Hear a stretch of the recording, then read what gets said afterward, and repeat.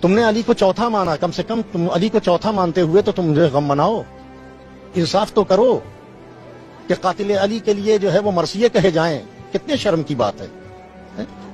اور سب سے شرم کی بات یہ ہے کہ بی بی ام سلمہ کو ٹوکنا پڑا ہے، زوجیت رسالت کا دم بھرنے والی نے جو ہے وہ قتل علی پہ پائیکوبی کی ہے، اور تالی بجا کے اس نے جو ہے وہ قتل علی پہ خوشی منائی ہے۔ لوگ کہتے ہیں صاحب آپ برا نہ کہیے، تاریخ کے اوراق کو اٹھا کے دنیا دیکھے، پھر اس کے بعد انصاف کرے۔ عالم اسلام نے علی کے ساتھ نہ کل انصاف کیا تھا نہ آج انصاف کیا۔ ہمارا مولا تاریخ کا سب سے مظلوم ترین انسان ہے، دنیا کا مظلوم ترین شخص علی ہے، جس نے فاقہ کشی کی، جس نے غربت میں زندگی گزاری، جس نے غریب پروری کی، جس نے یتیم پروری کی، جس نے فقراء و مساکین کے درمیان وہ بیٹھا، جس نے کہا کوفے والوں 2 چادر لے کے آیا تھا، یہی میری زندگی ہے، میں نے اینٹ پہ اینٹ نہیں رکھی، یعنی کوئی محل نہیں بنایا، کوئی قصر نہیں بنایا، میں نے سادی زندگی گزاری۔ آؤ دیکھے دنیا حساب لے۔ میرے مولا امام حسن نے اپنے بابا کا حساب دیا کہ میرے بابا نے یہ چند درہم چھوڑے تھے، وہ بھی اپنی بیٹی ام کلثوم کے لیے جو ہے غلام خریدنے کے لیے۔ کون ہے علی جیسا ہو سکتا ہے؟ حد ہو جائے، مسلمانوں کے بازار میں حرام مچھلی بک رہی ہو اور جناب امیر بازار میں جائیں، لوگ مسلمان کہیں ہمیں تو یہ پتہ ہی نہیں کہ یہ مچھلی حرام تھی۔ کیا 25 سال میں لوگوں نے خلافت کی تھی؟ اس 25 سالہ خلافت میں لوگوں نے کیا دیا تھا عالم اسلام کو؟ شرم آنا چاہیے عالم اسلام کو۔ آج بھی ہم کو نشانہ بنایا جاتا ہے۔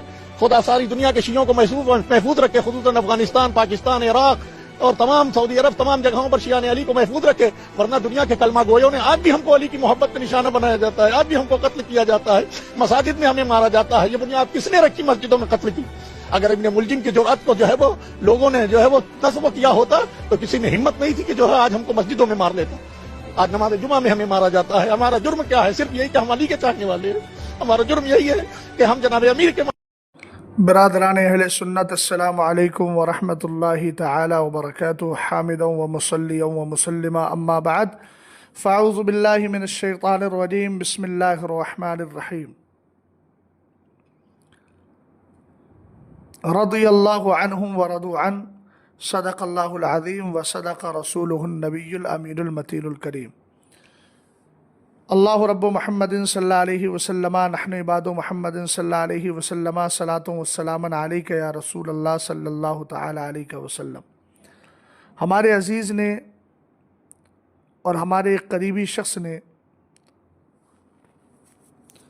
ایک رافضی، نوحہ گر اور سینہ کوٹنے اور پیٹنے والے شخص کی ایک کلپ بھیجی، جس میں وہ جماعت اہل سنت کو للکارتے ہوئے کہہ رہا ہے کہ تم علی کو اگر چوتھا خلیفہ مانتے ہو تو کم سے کم پھر بھی علی کا کچھ پاس و لحاظ تو رکھو۔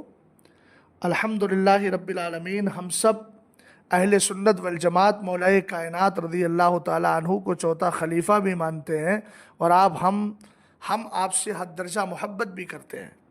ہمیں کسی کے سرٹیفکیٹ کی ضرورت نہیں ہے۔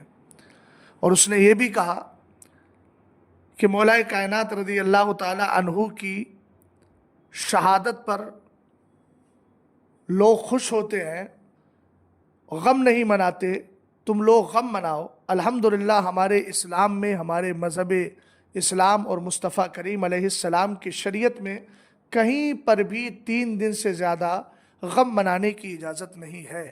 ہاں، عورت اپنے شوہر کے انتقال پر 4 مہینہ 10 دن جو مدت عدت وفات ہے، اس میں وہ غم اور سوگ منا سکتی ہے۔ تو الحمدللہ ہم لوگ قرآن و حدیث پر عمل کرنے والے، سرکار علیہ السلام کی شریعت پر عمل کرنے والے ہیں، ہم ادھر ادھر کی باتوں پر عمل کرنے والے نہیں۔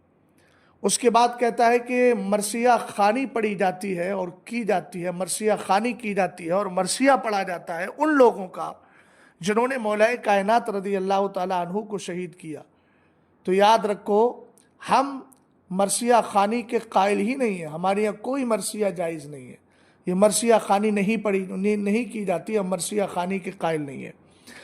اور رہا عبد الرحمن ابن ملجم، تو الحمدللہ رب العالمین ہمارے نزدیک وہ خارجی ہے، بدترین شخص ہے جس نے مولا کائنات رضی اللہ تعالی عنہ کو شہید کیا ہے۔ اس کے بعد حضرت ام سلمہ رضی اللہ تعالی عنہ کی شان میں توہین کرتے ہوئے کہتا ہے کہ یہ وہی ام سلمہ ہے جنہوں نے مولا کائنات رضی اللہ تعالی عنہ کی شہادت پر تالی بجا کر کے خوشی منائی تھی۔ معاذ اللہ رب العالمین، ان بدبختوں کو یہ معلوم نہیں کہ سرور کائنات صلی اللہ تعالیٰ علیہ وسلم کی جو ازواج مطہرات ہیں ان کو اللہ تعالیٰ نے بہت بڑا مقام و مرتبہ عطا فرمایا ہے۔ قرآن کہتا ہے النبی اولیٰ بالمؤمنین من انفسہم وازواجہ امہاتہم، کہ نبی تمہاری جانوں کے تم سے زیادہ حقدار ہیں، اور ان کی جتنی بیویاں ہیں وہ سب ایمان والوں کی مائیں ہیں، لیکن تم لوگ تو چونکہ ایمان والے ہو ہی نہیں، اس لیے تم ان کو ام المومنین کیسے مانو گے۔ دوسری بات، رسول کریم علیہ السلام نے ایک موقع پر ارشاد فرمایا تھا عائشہ تو زوجی فی الجنہ، کہ عائشہ جنت میں بھی میری بیوی ہوگی۔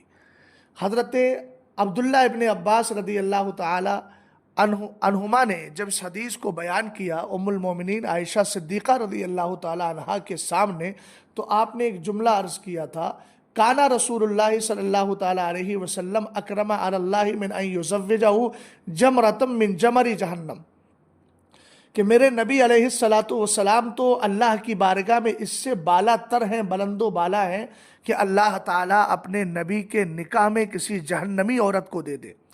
تو سرکار علیہ السلام کی جتنی ازواج مطہرات ہیں وہ سب کے سب جنتی ہیں، حدیث پاک سے پتہ چلتا، اور ان میں حضرت ام سلمہ رضی اللہ تعالیٰ عنہ بھی شامل ہے، جو جنتی ہوں، نبی علیہ السلام کی تربیت یافتہ ہوں، حضور کی بارگاہ کی فیض یافتہ ہوں۔ یہ کبھی ہو ہی نہیں سکتا کہ وہ مولا کائنات رضی اللہ تعالیٰ عنہ کی شہادت پر تالی بجا کر کے، وہ بھی تالی جیسی چیز جو عام طور سے ایک دم عام شخص، اور وہ بھی وہ لوگ جن کو ہماری زبان میں کہا جاتا ہے ابلا ابالی اور اوباش قسم کے لوگ تالیاں بجاتے ہیں، اور یہ تو اہل ایمان کا شیوا رہا ہی نہیں رہا۔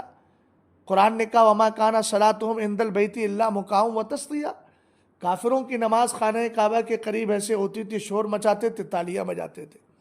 یہ ام المومنین رضی اللہ تعالی عنہ کی شان میں سراسر توہین، ان کے خلاف زبان درازی ہے۔ اور رہا تاریخ کا مسئلہ، تو یہ تاریخیں تو تم نے گڑھی ہے نا، تمہاری جھوٹی تاریخوں کو ہم قرآن کی آیتوں کے مقابل کبھی نہیں لا سکتے۔ یہ ضابطہ ہے کہ احادیث مشہورہ، احادیث متواترہ اور آیات قرآنیہ کے مقابل ہم کسی تاریخ کو نہیں مانتے۔ اس کے بعد وہ شخص کہتا ہے کہ مولا کائنات رضی اللہ تعالیٰ عنہ ایک بازار میں گئے اور وہاں پر حرام مچھلی بک رہی تھی۔ مولا علی نے کہا یہ حرام مچھلی ہے، تو لوگوں نے کہا ہم کو تو پتہ ہی نہیں۔ اس کے بعد مولا کائنات رضی اللہ تعالیٰ عنہ کے اس جملے کو پیش کر کے حضرت عثمان غنی کی ذات پر حملہ کرتا ہے، کہتا ہے 25 سال تک لوگوں نے حکومت کی اور انہوں نے یہ بتایا ہی نہیں کہ حلال کیا ہے حرام کیا ہے۔ اے بدبخت سن، حضرت عثمان غنی رضی اللہ تعالیٰ عنہ وہ ہے جن کی حیا کو مصطفیٰ کریم علیہ السلام نے بھی محبتوں سے نوازا ہے۔ ایک بار میرے نبی علیہ السلام کی بارگاہ میں حضرت عمر ابو بکر صدیق اکبر آئے، کسی ضرورت کے تحت۔ اس کے بعد حضرت عمر فاروق اعظم آئے کسی ضرورت کے تحت، ضرورت مکمل ہوئی چلے گئے۔ حضرت عائشہ صدیقہ رضی اللہ تعالیٰ عنہ فرماتی ہیں کہ رسول کریم علیہ السلام کے پائے مبارک یعنی پنڈلی شریف کے قریب میں آپ کا جو تہمت شریف تھا وہ اوپر کو تھوڑا سا اٹھا تھا، یعنی سطر بند تھا لیکن ہلکا سا آپ کے ٹخنے سے اوپر کو اٹھا ہوا تھا۔ سرور کائنات صلی اللہ تعالیٰ علیہ وسلم نے اپنے تہمت کو نیچا نہیں کیا اور اسی طریقے سے رکھے رہے۔ سطر پوشی تھی، یہ یاد رہے، کوئی بدبخت اس جملے کو لے کر کے انگلی نہ اٹھائے۔ رسول کریم علیہ السلام کی بارگاہ میں حضرت عثمان غنی رضی اللہ تعالیٰ عنہ آئے تو سرکار نے اس کو نیچے کر لیا۔ حضرت عائشہ صدیقہ نے ان کے جانے کے بعد عرض کیا حضور میرے والد آئے، حضرت عمر آئے، تب آپ نے نہیں کیا؟ فرمایا سنو، یہ وہ عثمان ہے کہ جس سے فرشتوں کو بھی حیا آتی ہے، اگر میں اس کو نیچے نہ کرتا تو حیا میں یہ چلا جاتا اور اس کی ضرورت پوری نہ ہوتی۔ رسول کریم علیہ السلام نے جن کی حیا اور شرم کے تعلق سے اس قدر بات کی ہو، قسم خدا کہ اس کے دور میں کبھی ایسا ہو ہی نہیں سکتا کہ حرام مچھلی بک رہی اور عثمان غنی رضی اللہ تعالیٰ عنہ کو مسئلہ معلوم نہ ہو۔ سنو، میرے نبی علیہ السلام کے صحابی حضرت عثمان غنی سے پوچھا گیا تھا یا ان کے تعلق سے کسی نے کسی شخص سے پوچھا گیا لما سمی عثمان ذوالنورین، عثمان غنی رضی اللہ تعالیٰ عنہ کو ذوالنورین کیوں کہا جاتا ہے؟ علامہ جلال الدین سیوطی نے اپنی کتاب تاریخ الخلفاء میں اس بات کو ذکر کیا، تو جواب دینے والے نے کہا لم یجمع بین ابنت نبی صلی اللہ تعالی علیہ وسلم منذ خلق اللہ تبارک و تعالی آدم الی ان تقوم الساعة غیر عثمانہ، فرمایا اس آسمان کے نیچے اس دھرتی اور کائنات میں حضرت آدم سے لے کر قیامت تک کوئی ایسا شخص آیا ہی نہیں ہے کہ جس کے نکاح میں کسی نبی کی 2 بیٹیاں یکے بعد دیگرے آئی ہوں۔ اگر کوئی ہے تو وہ عثمان غنی رضی اللہ تعالیٰ عنہ ہے۔ الحمدللہ رب العالمین، ہم مولا کائنات رضی اللہ تعالیٰ عنہ کے قاتل کو تسلیم بھی نہیں کرتے اور ہم اس کے ساتھ یہ سارے نظریے نہیں رکھتے ہیں، ہم وہی رکھتے ہیں اور وہی مانتے ہیں جو اہل سنت والجماعت کے یہاں اور عقیدہ اسلام کے مطابق درست ہے۔ اللہ تعالیٰ ہم سب کو ان راوزیوں سے محفوظ فرمائے۔